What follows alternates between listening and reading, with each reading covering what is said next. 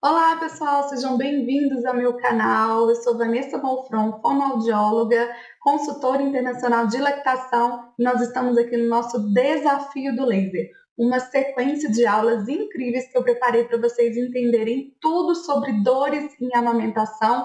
E lá no dia 6 de fevereiro eu vou contar para vocês como a fotobiomodulação pode ajudar aí nesses processos e nesses tratamentos. Ontem nós conversamos sobre o diagnóstico, a avaliação das dores persistentes, das dores em amamentação, e hoje nós vamos falar sobre aquela que é a principal causa de dor, que são os traumas mamilares. Então, se você quer aprender tudo sobre fotobiomodulação e amamentação, já se inscreva aqui no canal, deixe seu like no vídeo e vamos embora para a segunda aula do nosso desafio.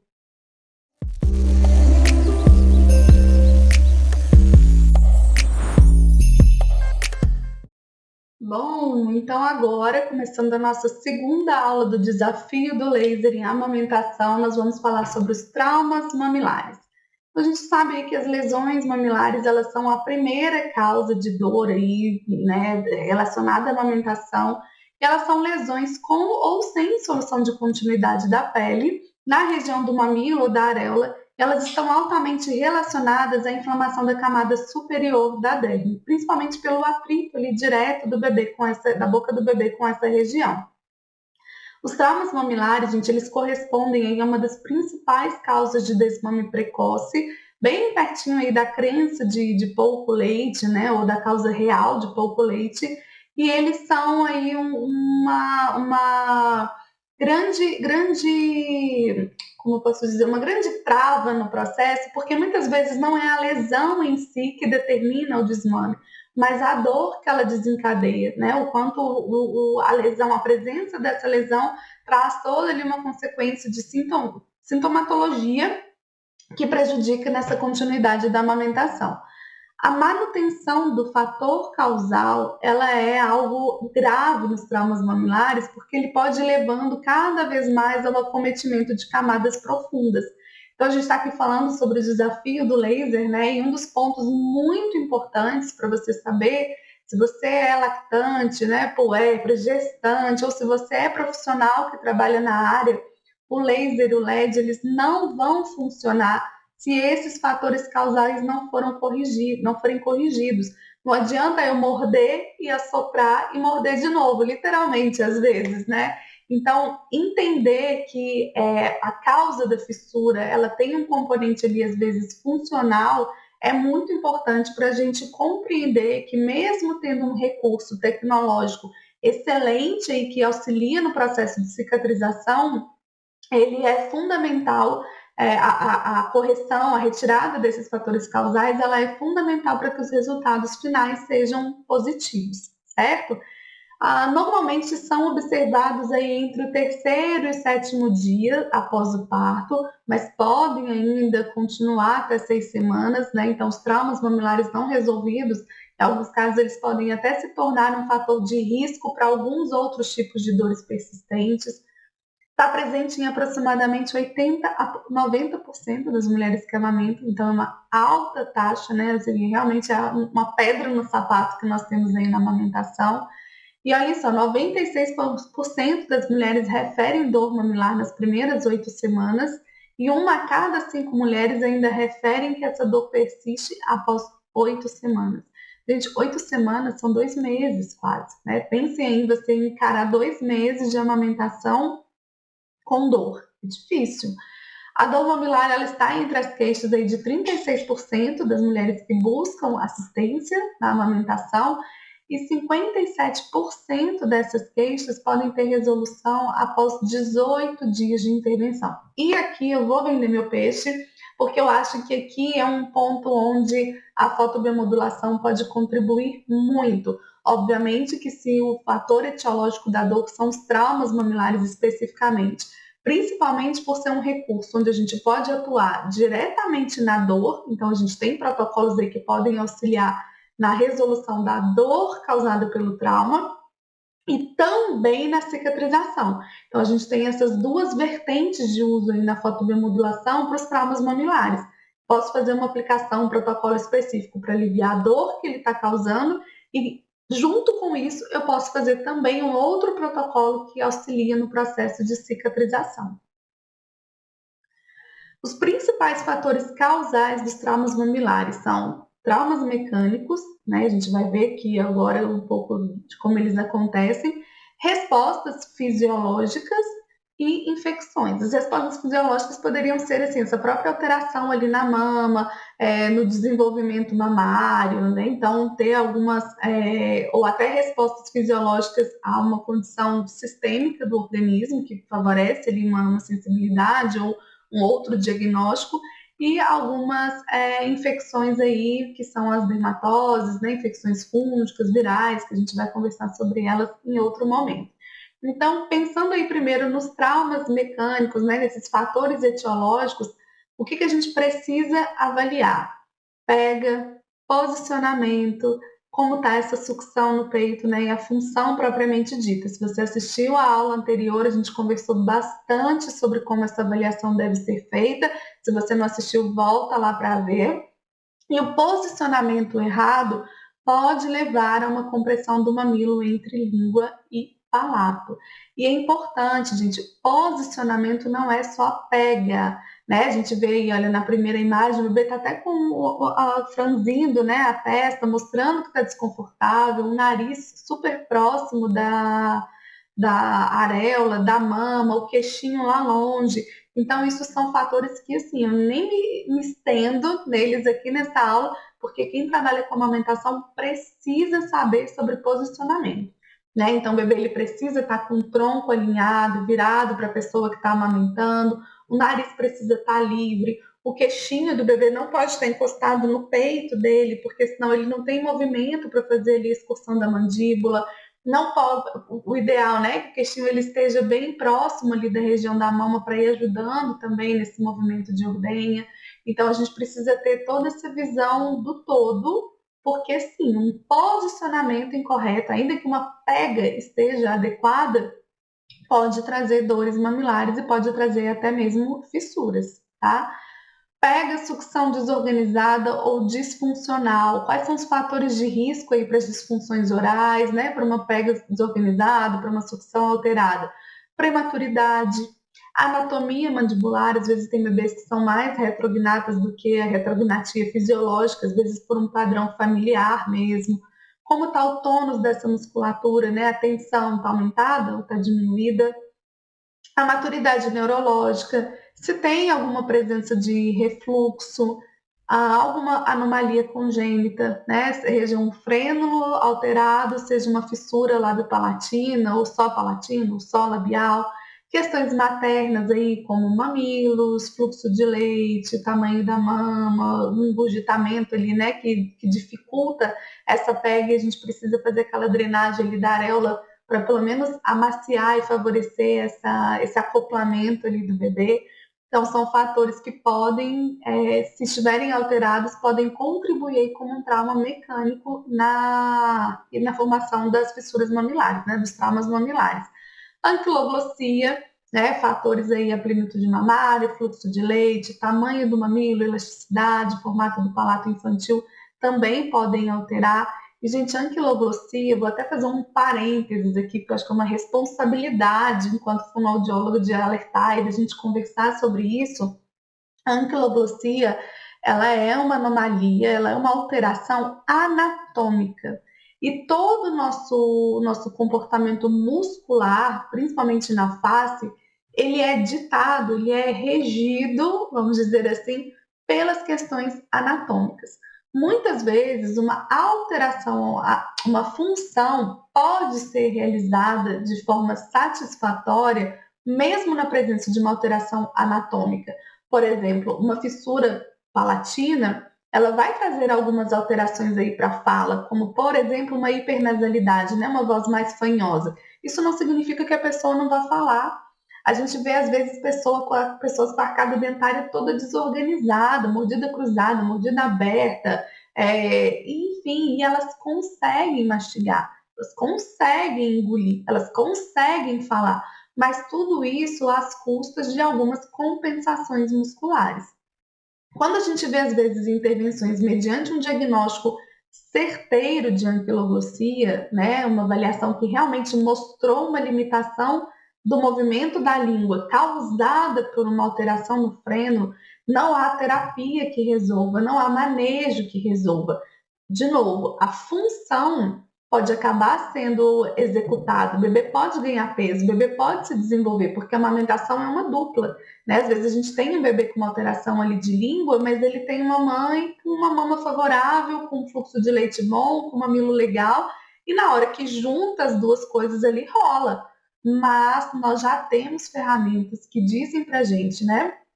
Se o frênulo está ou não limitando os movimentos da língua, então não basta que ele tenha uma característica alterada, tá? Não basta a gente olhar o olho e falar assim, nossa, o frênulo é alterado, sem a gente investigar esse conjunto de características, beleza? Isso daqui daria uma outra aula, a gente conversar sobre frênulos posteriores, exercícios, frenotomia, mas o que eu quero que vocês saibam aqui nesta aula é que a anquiloglossia, ela é uma alteração anatômica.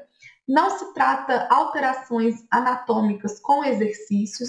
Muitas vezes a gente vê uma foto na internet que parece que foi retirada uma compensação muscular, mas outras serão criadas se a anatomia não for corrigida. Né? Eu posso sair de uma sessão de massagem e de uma sessão de pilates muito mais alinhada, com uma postura perfeita, porque eu acabei de passar por uma intervenção. Mas isso não significa que ela está automatizada, que a minha musculatura entendeu o comportamento que ela precisa adotar a partir dali com uma única manipulação. Então, a gente tem que ter muita atenção a isso também, tá bom? E o inverso, né? Porque às vezes também tem muita língua normal aí que está sendo diagnosticada como anquiloglossia indevidamente. Padrão mordedor, né? A anquiloglossia pode levar a um padrão mordedor, umas dificuldades ali no tônus muscular podem levar a padrões mordedores, fraturas, torcicolo, traumatismo craniano, assimetrias cranianas. Então, são casos aí onde a atuação junto com o osteopata pode ajudar demais e pode facilitar bastante. Até mesmo a congestão nasal, que eu conversei com vocês lá na nossa aula de avaliação, ela também pode ser um fator que contribua aí para o padrão mordedor. Afinal, o bebê vai precisar abrir a boca para respirar, né? Por algum lugar, esse ar vai ter que entrar. A gente pode ter os traumas por uso indevido de bombas, né? Então a gente tem sempre que ver se o tamanho ali dos utensílios, do tamanho das peças da bomba estão adequados, se essa pessoa está sabendo fazer um bom uso, se não está comprimindo demais, se não está puxando demais, se não está com um acoplamento errado ali que pode trazer prejuízos também, tá? E a gente que trabalha na área de amamentação, nós precisamos ser capazes de avaliar e diferenciar lesões que são típicas da amamentação daquelas lesões que não são típicas de amamentação. Se eu bato o olho em qualquer uma dessas imagens aqui que vocês podem ver, eu jamais posso achar que isso daqui é da amamentação, né? Óbvio. E espero que seja óbvio para quem trabalha na área. Então, é entender que existem outras coisas além ali de uma fissura é muito importante. Mas classificar essas fissuras também é uma forma da gente controlar a evolução delas e correlacionar com seus fatores etiológicos, melhorar a comunicação entre uma classe, melhorar ali as nomenclaturas que a gente usa em artigos científicos. Então, recentemente, teve uma publicação que sugere uma nova classificação de traumas mamilares em traumas com interrupção da barreira cutânea e sem interrupção dessa barreira cutânea, né, da pele propriamente dita. Então, olha só, o edema, ele é uma modificação da espessura, é um inchaço, né? É uma modificação da espessura natural da pele pelo acúmulo de líquido, e tem presença de distensão, pode ter o brilho, rigidez ali da pele. O eritema já é uma lesão caracterizada pela mudança na cor natural. A gente vai falar bastante esse termo quando a gente discutir sobre as dermatoses, porque na maioria das vezes elas estão associadas com uma área de vermelhidão e tem uma mudança na cor natural ali da pele, normalmente para vermelha ou rosada. A gente pode ter a equimose, que é como se fosse um passo além do eritema, que já é o roxo, né? Já é um hematoma, já é uma lesão ali mais característica ou até mais um sinal como se fosse mais grave do que um eritema. E a vesícula, que são lesões ali que têm aspectos de bolha, que contém líquido no seu interior. E a gente tem as lesões mamiloareolares com interrupção da barreira cutânea. Essas lesões, elas podem ser classificadas aí em fissura, erosão e crosta. A fissura, ela é uma lesão que é linear, gente. A gente consegue ver aí na imagem, olha, ela tem bordas ali lineares, parece que dá até para a gente pegar e juntar. A erosão, ela já é uma lesão mais profunda, mais irregular. Normalmente, quando ela é mais superficial, há quem chame também de escoriação, que é como se fosse aquele esfolado, né? Mas o nome correto aí, principalmente quando elas são mais profundas, é a erosão. E a gente pode ter a crosta, que já é um resultado do ressecamento aí do exudato, né? Já é uma ferida em processo de cicatrização, e a gente precisa avaliar se essa crosta ela tem ali algum aspecto que seja sugestivo de infecção, se pode estar purulenta, e em qual característica, né, como ela se apresenta, também pode trazer um aspecto ali da evolução, se é uma lesão que tende a já estar num processo de melhora ou não, se é uma crosta que está ali, mas pode inclusive dificultar esse processo de cicatrização. No manual, no Breastfeeding Atlas, a gente tem uma outra classificação dos traumas mamilares que é por estágios. Então, estágio de 1 a 4, muito direcionado aí principalmente pela profundidade dessas lesões. Então, lá no estágio 1, eles descrevem que é uma dor superficial, mas a pele está macia e pode ter em conjunto vermelhidão, edema ou equimose. No estágio 2, seria uma dor superficial e uma ruptura rasa ali da pele, pode ter formação de bolhas associadas. E o estágio 3 já seria próximo ali da nossa erosão na classificação anterior, onde já existe uma perda tecidual, né, dessas camadas mais inferiores da derme e uma lesão um pouco mais profunda. E o estágio 4 é aquela erosão total ali, onde o bicho pega mesmo, e aí já seria uma lesão com uma profundidade significativa até a visão. E como tratar os traumas mamilares, né? Primeiro, a gente precisa pensar na correção dos fatores causais. Então, amamentar além disso, né? Depois que a gente limpou o caso todo, corrigiu, posicionou, pega transferência, melhorou o fluxo de leite, tudo certinho, aumentar os primeiros sinais de fome pode ser uma dica boa para não ir com tanta voracidade ali no peito que já está machucado. Ordenha manual da areola antes da mamada, principalmente se a mama estiver muito engurgitada. Introdução do dedo para interromper as mamadas, né? Em vez de tirar o bebê conseguir desfazer esse vácuo, essa pressão intraoral que se forma. O uso de diferentes posições para amamentar. Então, às vezes, usar uma posição invertida, usar um cavalinho, são fatores ali que podem ajudar a aliviar o ponto de pressão, né, de maior contato ali, e suavizar um pouco, favorecer o processo de cicatrização. Um artigo recente mostrou que na literatura, foi uma revisão sistemática, uma revisão de literatura, que mostrou que o primeiro tratamento proposto para trauma mamilar é o treinamento para amamentação adequada. Então, é a retirada dos fatores causais que eu falei para vocês. E depois aparece uma série de coisas aí, ó, por exemplo, hidrogéis, compressas mornas, óleo de menta, alguns saquinhos de chá, pomadas, mel, o próprio leite materno, a lanolina. E aí o artigo traz algumas considerações sobre esses tratamentos, e eles até veem assim que alguns fitoterápicos podem ajudar, podem ter um efeito positivo, mas ainda carece de muito estudo assim, para comprovar que realmente é a atuação dessas ervas e desses recursos mais alternativos. Mas eles falam, por exemplo, que a lanolina ela é um tratamento comum, mas que tem efeitos controversos. Muitas vezes as mulheres podem referir aí queimação, coceira, infecção. O leite materno, por sua vez, ele tem propriedades emolientes, antibacterianas, ele tem respostas positivas na cicatrização, mas ele leva mais tempo para que essa cicatrização aconteça do que outros medicamentos. E ele propõe, o próprio artigo propõe que tratamentos de ação rápida são os mais apropriados. Eu nem preciso falar, então, qual que eu proponho, né? A gente vai conversar sobre ele daqui a pouquinho. Ainda nesse artigo, eles falaram, né, eles concluíram, então, com base nos artigos que eles analisaram, que tinha uma qualidade metodológica assim, mais razoável, de que os medicamentos fitoterápicos, né, como eu falei, eles podem ter efeitos positivos, mas a gente ainda carece aí de mais estudos, e entre eles citaram, por exemplo, a aloe vera, o azeite e outros fitoterápicos, mas é que a gente precisa aí dessas respostas mais consistentes. E viram que dentre todos, o que mostrou o melhor resultado realmente foi o leite materno, mas com respostas muito lentas.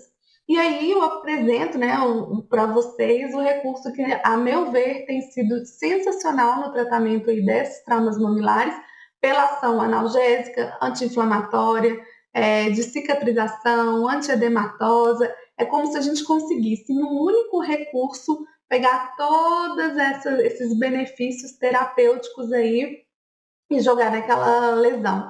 Então, mas não impede o primeiro passo, que é retirada do fator causal, né? Técnica correta. A partir daí, o que a gente precisa? É de um anti-inflamatório? O laser é. É de um antiedematoso? O laser é. É de algo para regenerar a cicatrização? O laser é. E a gente tem respostas, às vezes, muito rápidas com o uso.